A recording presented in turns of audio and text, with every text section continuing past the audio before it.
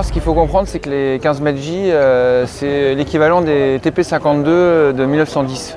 La particularité qu'ils ont, c'est qu'ils n'ont pas de winch, donc on fait tout à la main et au palon.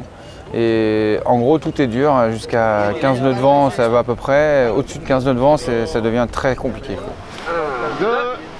Ce bateau demande un réglage fin, tension entre les trois étais, la tension dans les drifts, les écoutes et tout le reste. Sans le winch, ça c'est un palin deux brins, donc tu prends le premier brin, après sur l'autre brin, tu as un palin 6 ou 7 pour 1, et donc on prend le réglage fin avec ça.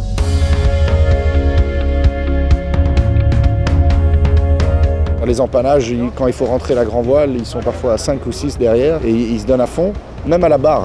Arriver à tenir la barre pendant les côtières pendant 2-3 heures, c'est physiquement fatigant et les manœuvres aussi parce qu'il y a énormément de résistance dans le safran. C'est un bateau qui parle, mais ça parle dans le dur. C'est-à-dire qu'il faut vraiment avoir une très bonne cohésion d'équipage. On a 3 voiles d'avant à bord qui sont toutes très importantes pour la sensibilité de la barre. Et on cherche à avoir une barre un peu neutre.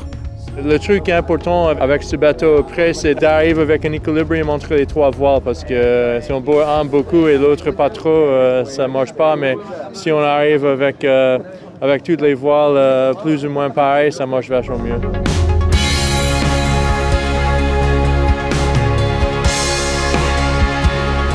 Le speed sur ce bateau, ça parle beaucoup en fait. Tu sens direct dans l'écoute s'il faut choquer, s'il faut border, s'il faut l'offrir ou pas.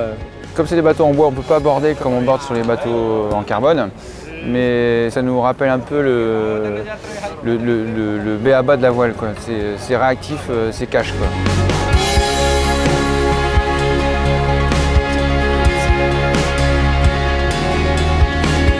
Les bateaux ont été tellement bien faits, on sent que c'est vraiment encore des bateaux de course.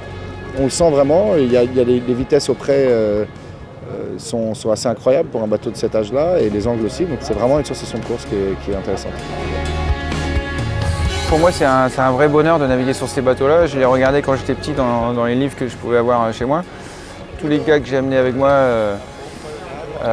naviguer sur ces fameux bateaux, ces classiques, ils ont tous le même sentiment. On prend vraiment beaucoup de plaisir.